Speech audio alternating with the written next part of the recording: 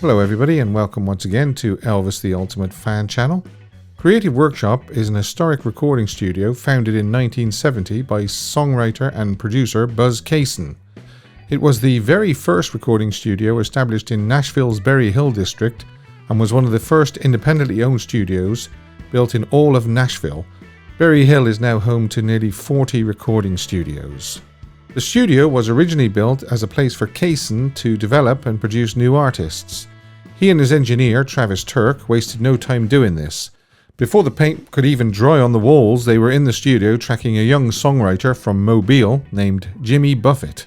When Travis left, Brent Maher became new chief engineer and oversaw the building of a brand new state-of-the-art control room and renovation to the live tracking room in 1976. Shortly after, in 1977, Elvis Presley was booked into Creative for a week-long recording session beginning Thursday, January 20th. However, things didn't quite go to plan. I'm delighted to say that Brent joins me on the show today to share his memories of that time with us.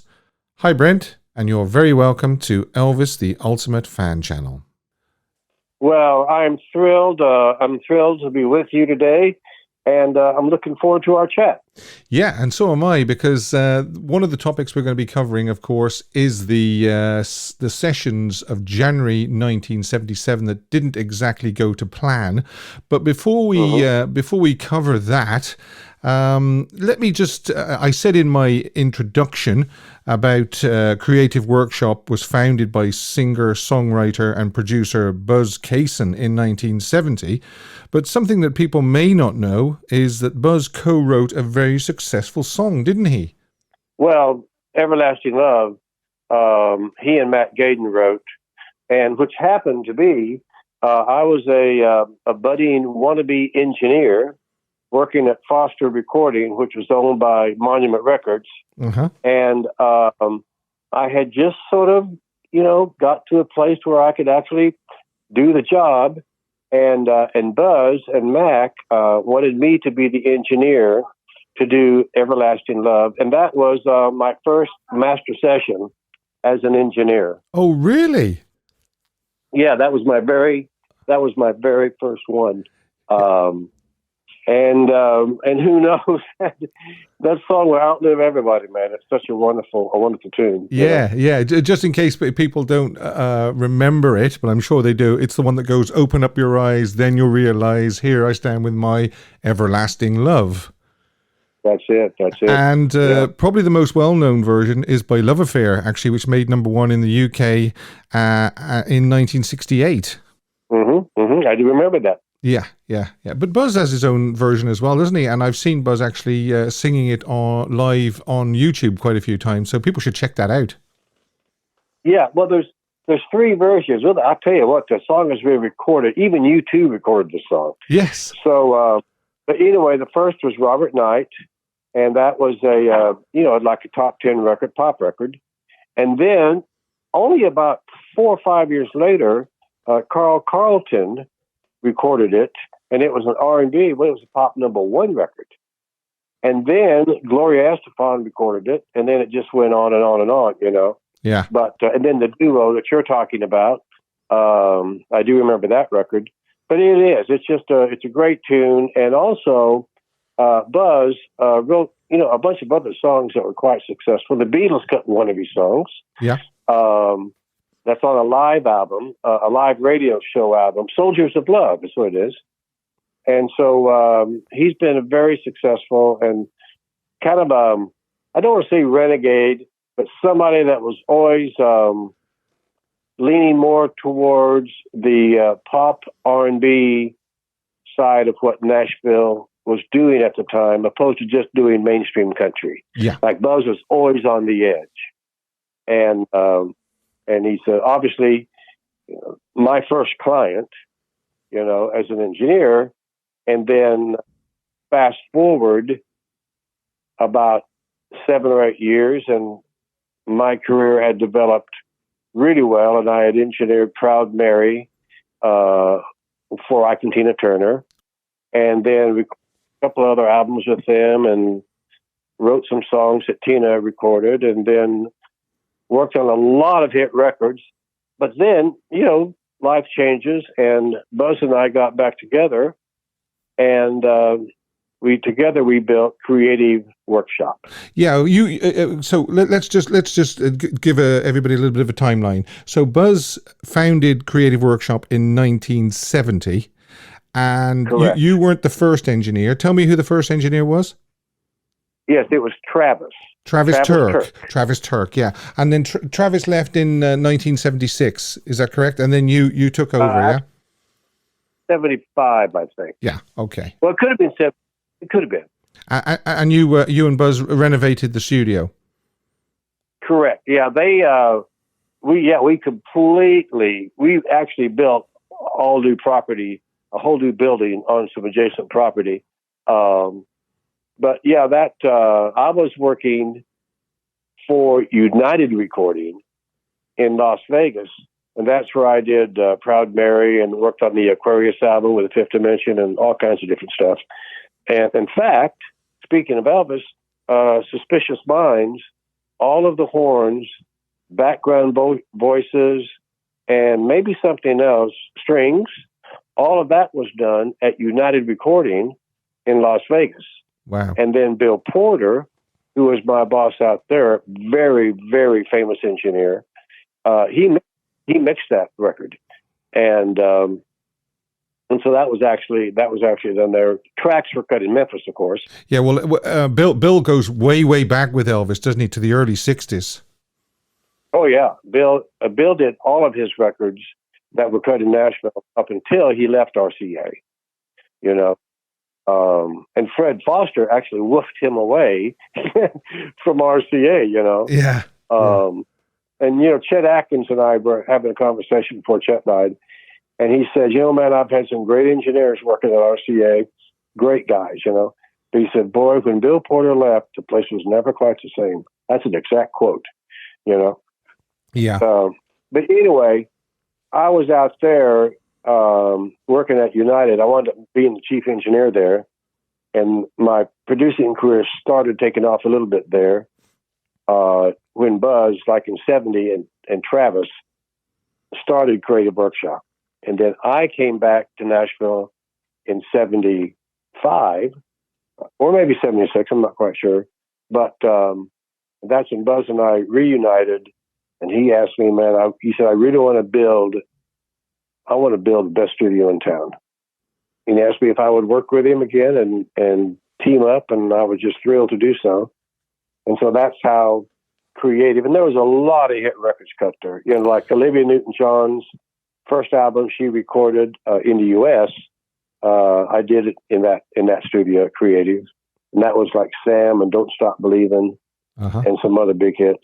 Yeah, well, I mean, I mentioned Jimmy Buffett in the intro, but I mean, Roy Orbison's cut records there, Merle Haggard, Jerry Reed. Yeah. Jerry had a connection with Elvis. You've just mentioned Olivia Newton-John, the Judds, Glenn Campbell, Kenny Rogers, Dolly Parton. I mean, the list goes on and on and on. That's just a few that I've just got jotted down here.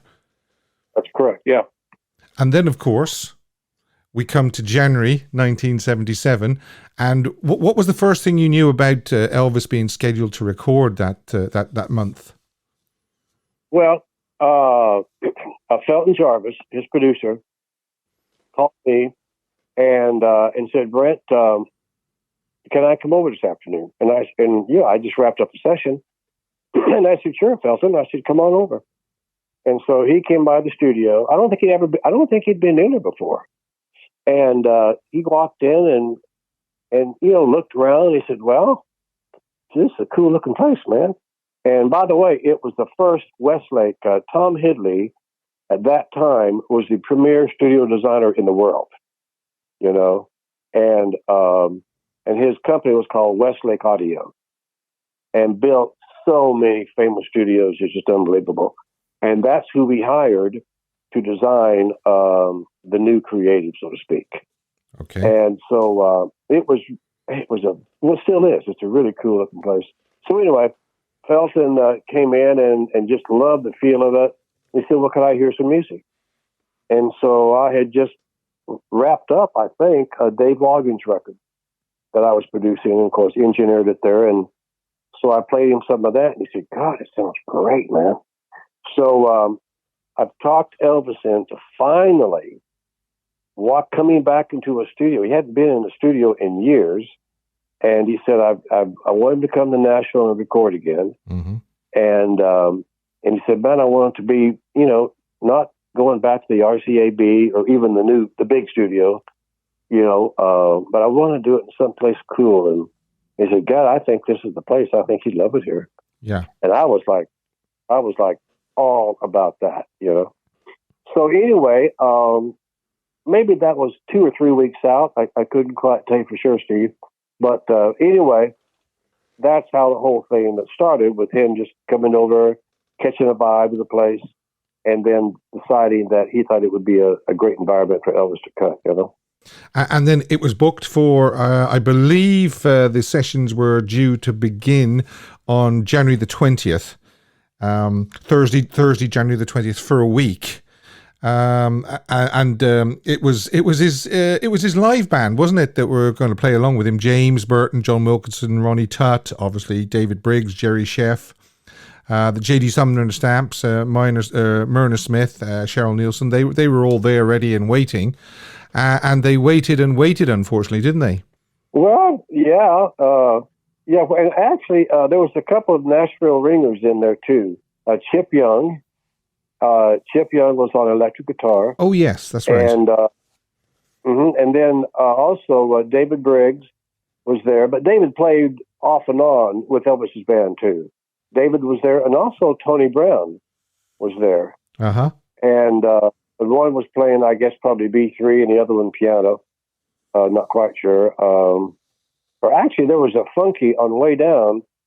There was a funky kind of a tricked out Wurlitzer sound on that thing. But anyway, it was basically that band, which I knew, by the way, really, really well, because I met those guys about 2 or 3 years earlier, maybe just 2 years, out in Las Vegas.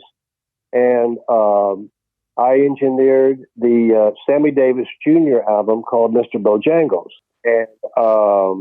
And that's the first time I met Jimmy Bowen, who was a real famous music character. Yeah. But anyway, the rhythm section that Jimmy hired to do the Sammy Davis record was Ronnie Tutt, Jerry Sheff,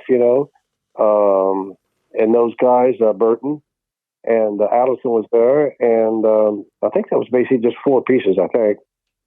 And and then I had actually hired that same rhythm section to do an album that I produced like a year later. So I had a really good relationship with all of those guys, and it was so cool having them, in our studio. I just loved it. Yeah.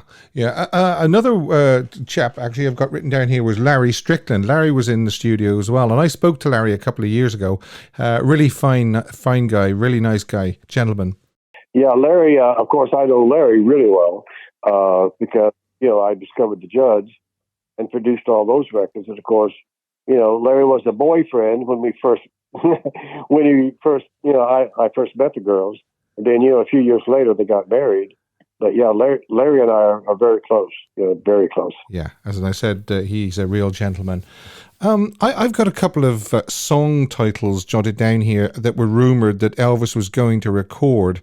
That's What You Do to Me, Energy, Rainy Night in Georgia, By Day, Lean on Me, and Yes I Do. I mean, do you know what the song titles were that Elvis was due to record? Are those right? Well, they had about 4 or 5 tunes that the band had prepared for. They had rehearsed, at Graceland, and but none of those songs. I know none of those songs actually got on the drawing board. In fact, how the whole thing started to take shape, if you want to jump into that now. Yeah, definitely. Yeah, is, the sessions were to start at 2, and then and that's not with Elvis, that would just be with the band, and we'd get all the sounds on all the instruments, drum sounds, and just everything. And one of the guys that sings harmony with Elvis actually would get on Elvis's mic and he would sing a song like Way Down or whatever it was.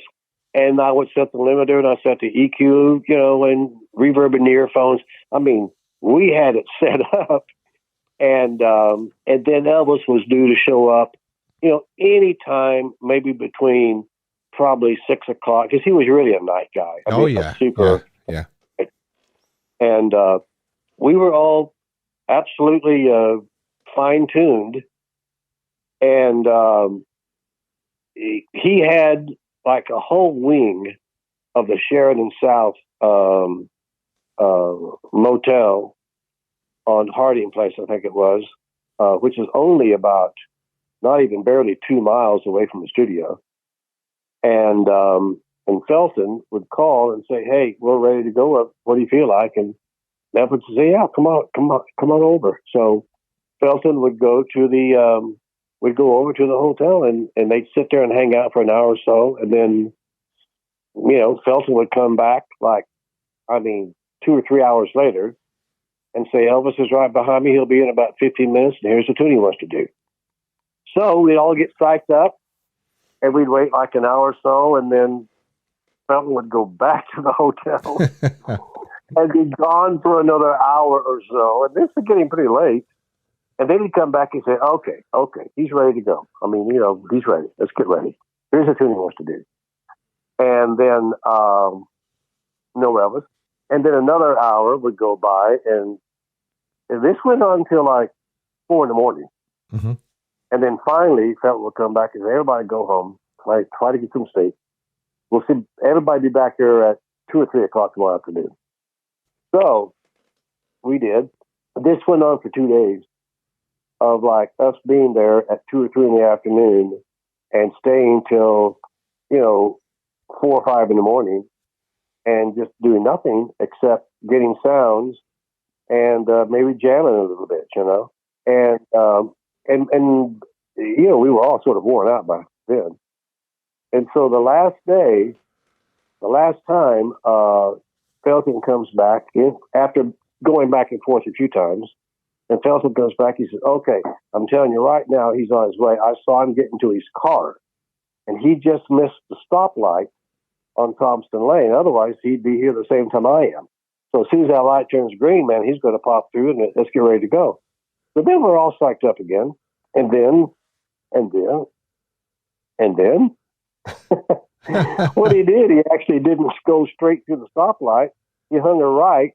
He went to the airport and went home to Memphis. Oh, my goodness. And, oh, my God. We were freaked out, man. And so anyway, Felton, and I felt so sorry for Felton, because I'm telling you, you're talking about a lot of money that just got flushed down the toilet. Yeah, of course, because, studio time and, of course, the guys had to be paid whether Elvis showed up or not. And these are double-scale players, maybe even triple-scale back then. Yeah. And then all the travel time and hotels are getting put up into, and all the girls, God almighty, it was a lot of dinero. So anyway, after all the players left, he says to me, "Well, Brent, what are you doing tomorrow?" I said, "Well, I'm not doing anything. I'm supposed to be yours." But I said, "Don't worry about the studio time. I won't charge you anything. We'll just call it a day, and that's it." So anyway, he said, no. He said, "God, I got to get something done." He said, "I've already told the band to show back up like around maybe 2 or 3 in the afternoon." And I said, "To do what?" And he said, "Well, I got some stuff I want to listen to with you." He said, "I've got some tapes in the trunk of my car that have been there for like weeks." And he said, "There's some, when Elvis was in Graceland in the jungle room there, and the band was set up in this little room, and that's where they were rehearsing." And he said the RCA remote truck was parked outside, and they recorded everything. And I said, "Well, good for them." He said, he said, "I want to go through all those tapes and see if we could find something that we might be able to work on." And I said, "Well, Felton, I'm yours, man." So, yeah. So, went home and came back the next day, and we listened to, 4 or 5 reels of 2-inch tape. And there's two songs that he did repeatedly, and maybe none of them all the way through. Like not like there was no version of Way Down or Pledging My Love that there was a beginning to an end. Mm-hmm. He broke down in the middle, then he'd pick it back up again. He's just rehearsing, right? Yeah. And so, but Felton asked me, he said, man, he said, can you put together a vocal with this? I said, what do you mean? He said, well, we've got probably 3 or 4 versions or takes of Way Down, and there is a beginning and there is an ending. Do you think there's enough there to put a vocal together? And I said, well, I don't know. He said, well, I'm going to leave because I want to come back and hear it fresh. And I don't want to know what you had to do to get, if you can do it. And I said, God. So anyway, Felton takes off, and I listened to like 4 takes or so maybe of Way Down, and I did. I found, well, this is a pretty good 1/2 of a first verse on this take. Mm-hmm. And then on another take, well, there he picked it up again. This sounds good. And so probably the multi-track, the 2-inch tape, I bet there was probably a dozen edits from different takes to get, a vocal put together. Mm-hmm. And then the idea would be to replace the music recorded cleanly and properly in the studio, right? That was the plan. And which we wound up doing. The band came in, later on, and Felton, played, what I put together, and everybody said, man, that sounds quite good. So anyway, we did the bass and drums first. I do remember that. And then I remember Chip playing some guitar to it, and and then Tony and Briggs came in and played. I mean, we just did it a couple of people at a time, and just replaced all of the music, and of course added some additional parts. And that's how that record was put together. And then they're very saying that we did the very same thing on Pledging My Love. Yeah.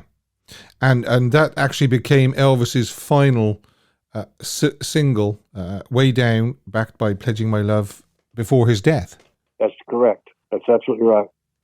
And so, anyway, once we got all the instruments recorded, then the tough part came in mixing. Because while we were recording, I didn't have Elvis's voice, way out front. I just had it, tucked into where everybody could tell, okay, here's the tune. But when you get this thing and you're going to make a final mix on it, you can't have Elvis tucked behind the band, right? You got to have him out where he needs to be. Well, thank you very much. Now you're hearing in his microphone some of the original band recorded at Graceland, because all he had was a handheld microphone, and he was in the same room with the drums and the guitars and everything else. They couldn't get proper separation, could they? There was a lot of the instruments bleeding into his microphone. Oh, of course. You got Elvis singing in his microphone where you got a drummer that's not 15 feet away. Yeah. Oh, my God. And this was before automation. It was before all the techniques and all the equipment that we have today. And so when I got Elvis's voice to where you'd want to hear it, every time he would quit singing, you'd hear the other band. And so I would be ducking the fader that had Elvis's voice on it. Right after he would finish a phrase, just 4 or 5 words, wham, I'd pull that fader down and then try to get it back up at the same level for the next line. It was a nightmare. It does sound like a nightmare, I must admit. Oh, no, it was. And the deal was, I couldn't do it. And so then I had to say, okay, then I'm just going to edit. I'm going to just record, 2 or 3 lines and then stop, put some splicing tape in, and then I'll do the next, and then I'll do the next. And so anyway, the stereo mix on that thing, God almighty, it looked like a blur. when it was going by the tape machine of all the edits I had to do. But finally, I got it down, and Felton came back to the studio, and because he didn't like to do it when I was mixing, because he did like to hear things with a fresh ear. And so when I got done with it, man, I mean, I just thought it was awful. I mean, I said, "Oh, I'm so embarrassed." One of the reasons, Steve, I was embarrassed is that what we talked about is my mentor, the guy that gave me my first job in the industry, Bill Porter, had made all of those unbelievable sounding records on Elvis, right? Mm-hmm. Well, here I am, his, guy that he brought into the business, and I get to work with Elvis, 30 years later, whatever it was, and this is it? I was embarrassed by it because I thought it sounded so bad. And, but anyway, Felton loved it and said, "Man, that's great. Let's do Pledge You My Love." And so, well, there you go again. So we did the very same thing. And like you said, it was, those two were, I mean, I'll tell you what now, it sounds like I was having, like, going to a dentist to get a root canal with no Novocaine or stuff. That wasn't it. Because, I mean, I adored Elvis Presley. Yeah. And, I mean, some of his songs early on when I was like, 13 or 14 years old, with Heartbreak Hotel and Money Honey and all the Sun Record stuff. I mean, those had an impact on my life. Yes. So for me to be able to work with him, even in the fashion that it happened, was such an honor. But it was God Almighty. It was a labor of love, I can tell you. Well, I'm probably speaking for a lot of fans when I say, all the work that went into those two tracks is absolutely amazing. And it's a testament to your skill as an engineer, how well those two tracks turned out. That's what I've got to say to you, Brent.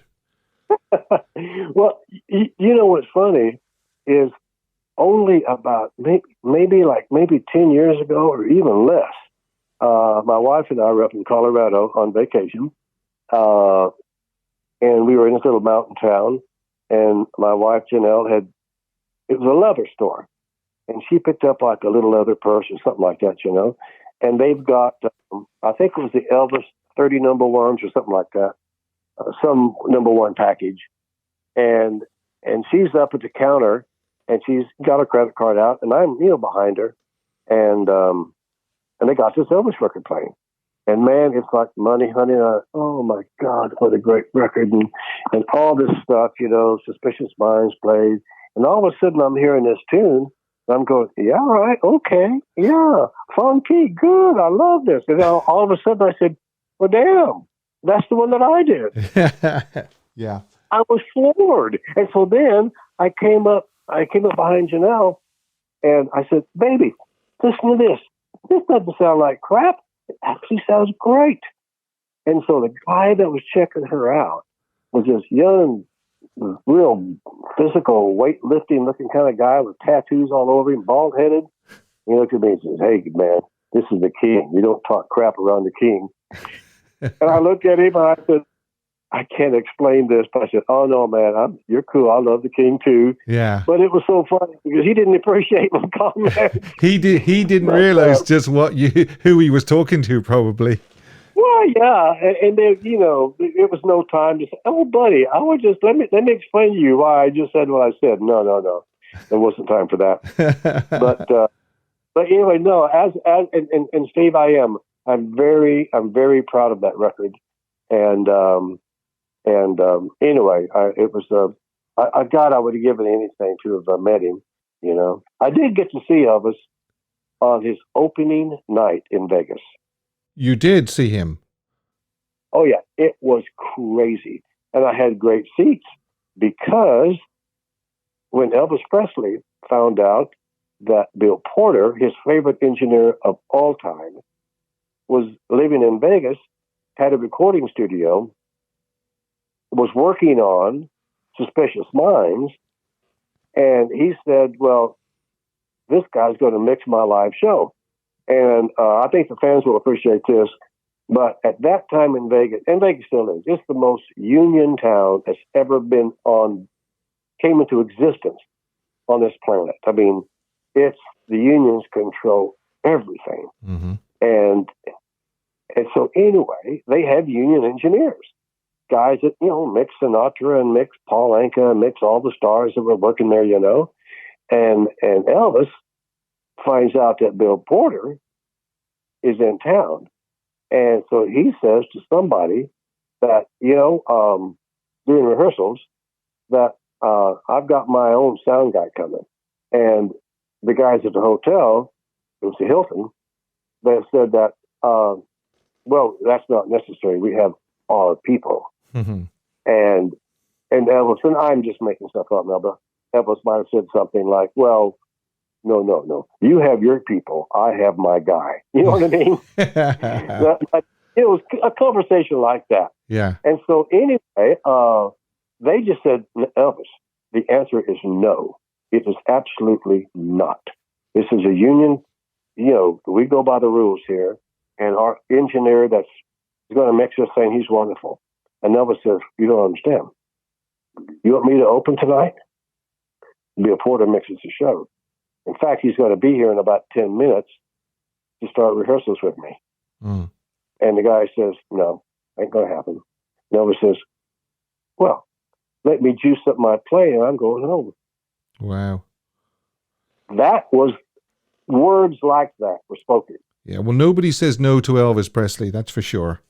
Well, it sure as hell didn't, because I'm telling you, he would have done it. He'd have left in a heartbeat. Yes, of course he would. And he, I guarantee you, whoever he was talking to, I'm sure it was the manager of the hotel, got that loud and clear. And so enter Bill Porter, who from that time on mixed all of Elvis's show, wound up touring with him. In fact, he was touring with Elvis up until Elvis died. Yes. Mixed all of his shows, everything. And after that, that whole thing broke apart of like, when artists come in, they could have their own engineers or producers oversee the mixing and basically mixing. And Bill Porter was the first one to ever do that. And so that was pretty nice. Well, I was sitting up there. I was sitting in the booth with Bill in that first show. And I'm telling you, man, it was a stars who's. I mean, everybody wanted to be there. And man, how people want to be seated last. Like the biggest star wanted to make the last entrance. Mm-hmm. And you know who it was? Sly Stone. Sly Stone came in, man, with 2 or 3 of the, of his entourage folks. Yeah. And with a big kind of a pirate hat with plumes off of it and everything. And maybe even cape, I don't know, but a really totally outrageous outfit. And he was the last guy to take his seat right down in front, second before the curtain came up, Mm-hmm. So anyway, it was quite the night. Well, Elvis was definitely the biggest star that night. He was going to outshine everybody that night, wasn't he? Oh, are you kidding me? They were all there for him, Mm. and lapped up every single word that came out of his mouth, a note that came out of his mouth. Absolutely. I heard people say that it was the only time, he was the only performer that would get people out of the casinos and into the showrooms to watch the shows. And they didn't like him to go on too long, because the longer the show went on, the less gambling people would do. Well, I don't know. I'm not too sure I agree with it, because when every show was sold out, number one. Yeah. Oh, yeah. It's not like be at the craps table and say, oh, man, that's Elvis. I think I'll go in and see it. Wrong. There's no seats available. Yeah. Yeah. You know what I mean? Yeah. So I'm not too sure I would go along with that. And I don't know how many times Elvis would go past his show, because it was a set. It wasn't like the Grateful Dead. Yeah. Who don't even have a set list. They just play whatever they want to play, whenever it pops in Garcia's mind or whoever. Elvis thing, because there was a huge orchestra behind him. Mm-hmm. And so you just can't be winging it all the time, No, you know? no, that's for sure. So I would imagine that those his hour and a half show or whatever it was, I imagine it was pretty much the same every night, I would imagine. You know? Yeah, there was a few differences throughout the years, but there was a set list that he did. Yeah, attendances definitely went up and all that when Elvis was in town. That's for sure. It was the most busiest time when he did his seasons. Yeah. Oh, there's no question about that. You know, the whole town would be a buzz, so to speak. Yeah, he was like a magnet. No, totally, absolutely. Just going back to the January sessions for 1 minute, were you ever told the reason why he didn't show up at the studio? Never. It was a whim, and he didn't feel like recording, probably. Yeah, you know, and you know, I mean, I guess there'd be no reason for me to speculate. You know, obviously, at the end of the day, he just didn't want to do it. You know, and for whatever reasons or whatever the mindset was, but I'm sure he was happy with the outcome that came from it. You know. Well, I spoke to his girlfriend, who was his girlfriend at the time, Ginger Alden, and there was a rumor going around that they fell out and there was an argument between them, but she denied that, and I don't think it was that either. I just don't think Elvis might have been in the frame of mind for recording. Yeah. Well, you know, he hadn't been in the studio for years. No, that's right. I mean, you can't really call the Jungle Room sessions a studio setting. It was his house. No, you can't. Yeah. And so maybe it was just that particular environment. I don't know. Or maybe at the end of the day, maybe he didn't think the songs are what they needed to be. I don't know. Yeah, I have no idea. Yeah. We'll never know for sure now why. It was just a decision he made, and unfortunately, they didn't go ahead. Talk to me about Creative Workshop today. Obviously, it's still a very, very successful studio. Mm-hmm. Well, you know, I'm not involved with it. Obviously, I built a studio. Well, Buzz and I, the studio back in the day got so busy that we needed a second room. And by then, my career, not only as an engineer, but as a producer, had really taken off. And I had, you know, a number of really big hit records, Bluer Than Blue, Dottie West, Less Than Even, and just a whole bunch of very successful records. And we just needed another room. So we had property right next door, and we built what's called creative recording. And so now we had two studios right next door to each other. And that's how we operated for 10 or 15 years, I think.